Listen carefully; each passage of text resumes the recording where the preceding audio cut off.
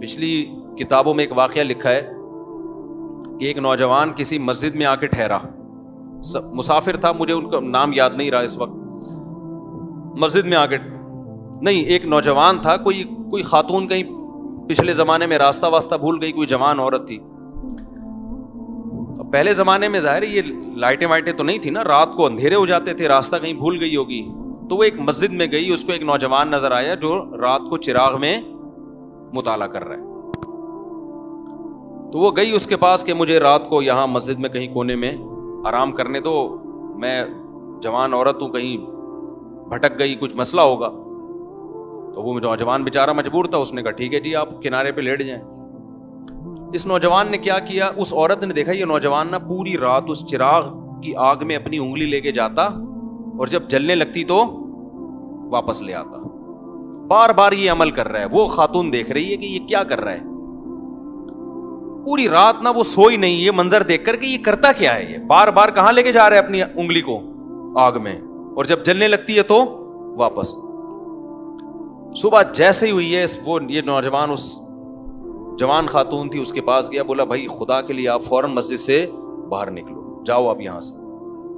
اس نے کہا اللہ کی قسم میں اس وقت تک یہاں سے نہیں جاؤں گی جب تک تم یہ نہیں بتاؤ گے کہ یہ تم نے عمل کیا کیا ہے. اس نے کہا بار بار میرے دل میں رات کو زنا کا خیال آ رہا کہ اجنبی عورت ہے, دیکھنے والا کوئی بھی نہیں, اور یہ کنوارا لڑکا.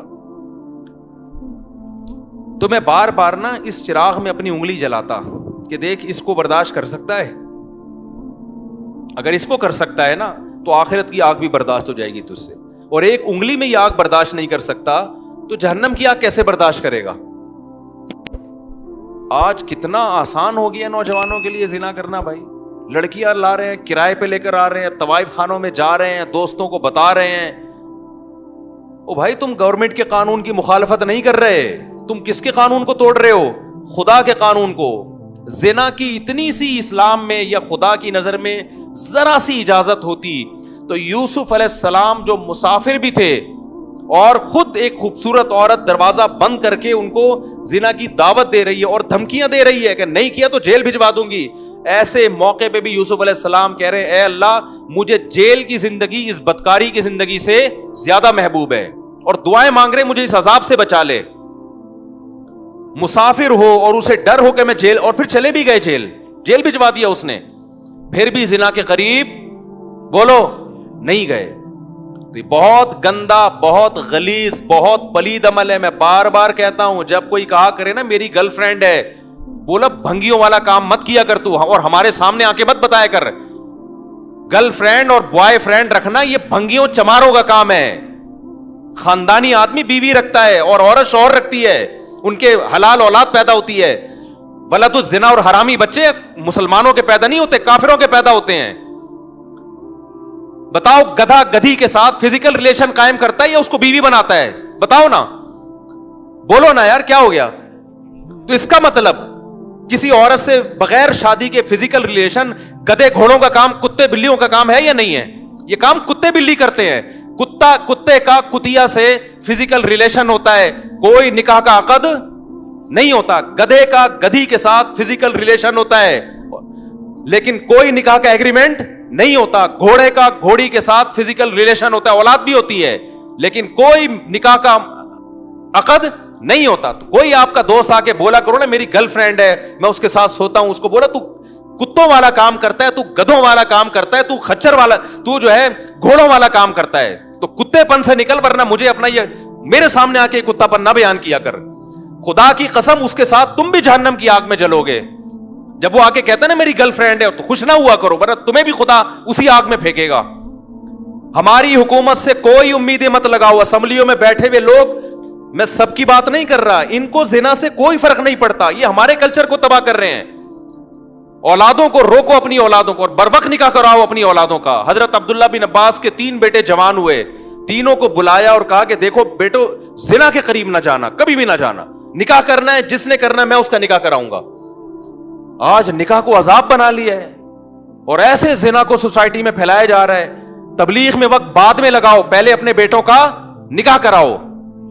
بیٹا جوان ہو جاتا ہے, اس کو سال کے لیے بھیج دیا, بھائی نکاح کر کے بھی تو بھیجا جا سکتا ہے نا اس کو.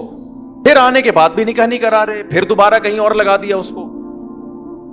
نہ خانقاہوں میں بھیجو جب تک نکاح نہ کرا دو, نہ مدرسوں میں بھیجو جب تک نکاح نہ کرا دو اس کا. یہ ہمارے نبی کی تعلیمات ہیں, کوئی مذاق تھوڑی ہے یہ. تو خدا نے نافرمانوں کے لیے میرے بھائی جہنم کی آگ رکھی ہے, اس کو ہلکا مت سمجھو, خدا اٹھا کے ڈال دے گا آگ میں. نبی صلی اللہ علیہ وسلم نے معراج کی رات میں دیکھا ننگے مرد اور ننگی عورتیں جل رہی ہیں اکٹھی آگ میں. آپ نے جبریل سے پوچھا یہ کون لوگ ہیں؟ جبریل نے کہا یہ وہ زنا کرنے والے مرد اور عورتیں ہیں جو زنا کیا کرتے تھے, اللہ نے برہنہ ان کو اکٹھے آگ میں ڈال دیا ان کو. تو اگر یہ زندگی تمہیں چاہیے تو کرو, اور یاد رکھو اللہ دنیا میں عذاب دکھائے گا نہیں. دکھا دیا ہوتا تو یہ تو گورے بھی زنا سے بچ رہے ہوتے. پھر یہ اللہ نے اس پہ پردے ڈال دیے ہیں, اور پیغمبروں کو بھیجا یہ سمجھانے کے لیے کہ ان کو جا کے سمجھا دو کہ زنا کرنے والوں کے لیے اللہ نے آگ رکھی ہے. اور قرآن بار بار یہ بھی کہتا ہے ان ذالک علی اللہ یسیر, اتنے سارے لوگوں کو جہنم کی آگ میں ڈال دینا اللہ کے لیے کوئی مشکل کام نہیں ہے. لوگ کہتے ہیں نا یار اتنے لوگ آگ میں جلیں گے, وہ بھی جا رہا ہے, وہ بھی جا رہا ہے, وہ بھی جا رہا ہے, وہ بھی جا رہا ہے. تو قرآن اس کا بھی جواب دیتا ہے کہ میرے لیے یہ کام مشکل نہیں ہے, میں پرواہ نہیں کروں گا. اور جیسے اللہ غفور اور رحیم ہے, بھائی اللہ عزیز ذو انتقام بھی ہے. وہ غفور اور رحیم اگر ہے نا تو توبہ کرنے والوں کے لیے, جن سے ہو چکا گڑ گڑا کے معافی مانگیں. جو توبہ نہیں کرتے ان کے لیے اللہ غفور الرحیم نہیں ہے. وہ تو سزائیں اس نے رکھی ہیں, پیغمبروں کو بھیجا یہ بتانے کے لیے کہ دیکھو نبی کی صفت بشیر کے ساتھ نذیر بھی ہے, خوشخبریاں دینے والے بھی اور ڈرانے والے بھی ہیں.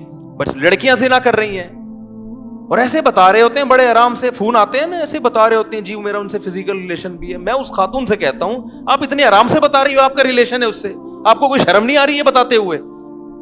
شادی شدہ عورت کا شوہر باہر ہے اور یہاں اپنے پرانے بوائے فرینڈ سے ریلیشن ہے اس کا. کتنے واقعات سامنے آ رہے ہیں. لوگ کہتے ہیں ہمیں تو کچھ بھی نہیں ہو رہا.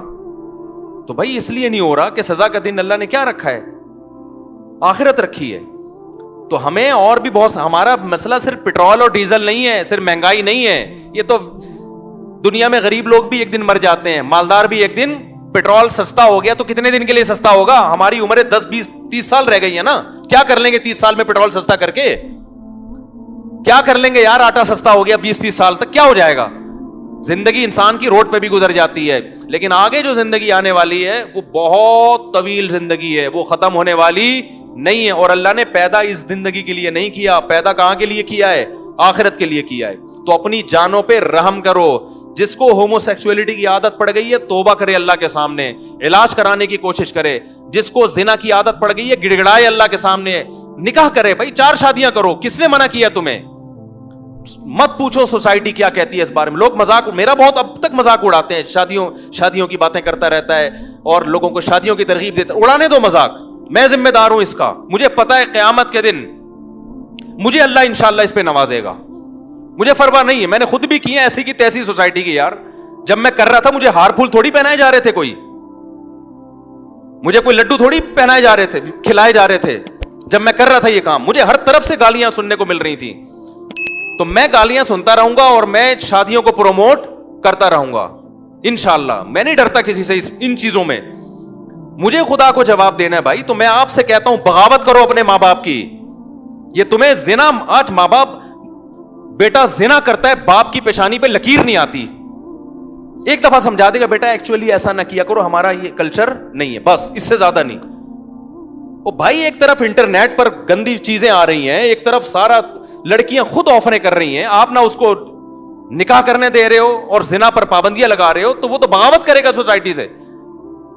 تو ہم میرے بھائی کسی کے پابند نہیں ہے, ہمارے پاس خدائی قانون ہے. فَانْكِحُوا مَا طَابَ لَكُم مِّنَ النِّسَاءِ مَثْنَىٰ وَثُلَاثَ وَرُبَاعَ. اللہ کہتے ہیں جو تمہیں پسند آئے ان میں سے کتنی عورتوں سے کر سکتے ہو؟ 4 سے کر سکتے ہو, ان کے حقوق بھی ادا کرو.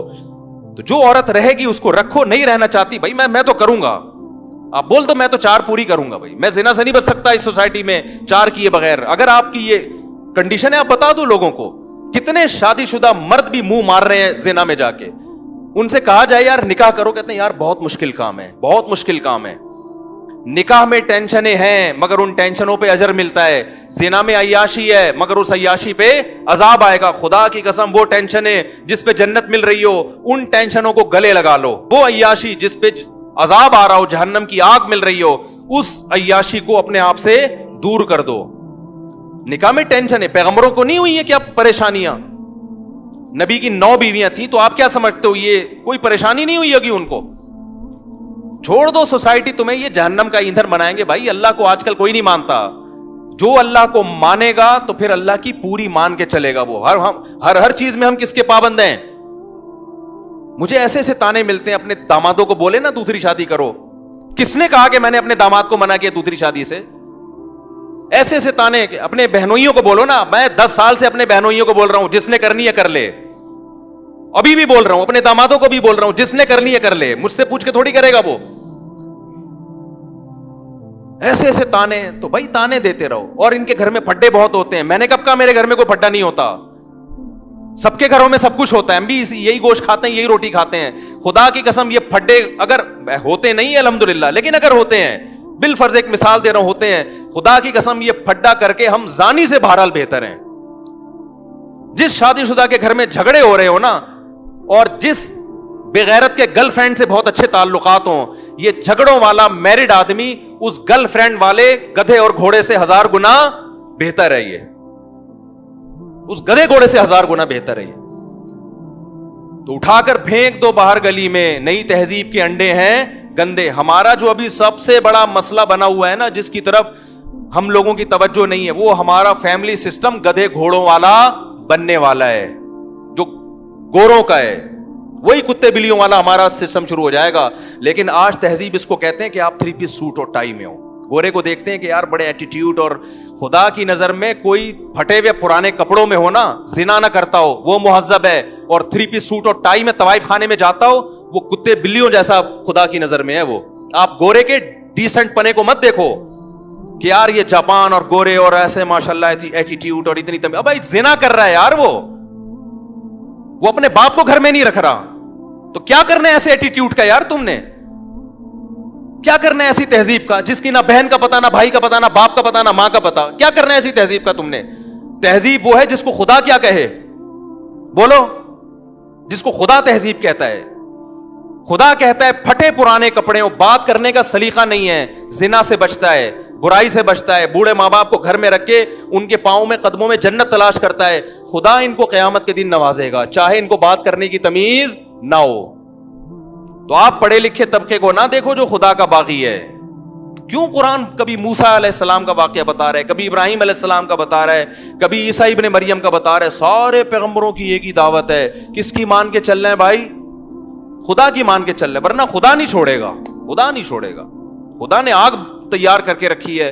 और कुरान कितनी जगह कहता है, जब नबी सल्लल्लाहु अलैहि वसल्लम मायूस होते थे ना कि ये क्यों नहीं मान रहे, तो कुरान ने एक जगह नहीं मुताद्दिद जगह कहा है कि आप मायूस ना हो। लअम्लअन्ना जहन्नमा मिनल जिन्नति वन्नासी अजमाइन, मैंने ये कसम उठाई हुई है कि मैंने जहन्नम को जिन्नात और इंसानों से भर देना है। तो ऐसे ही तो भरेंगे ये, मैं भी नहीं छोड़ूंगा इनको।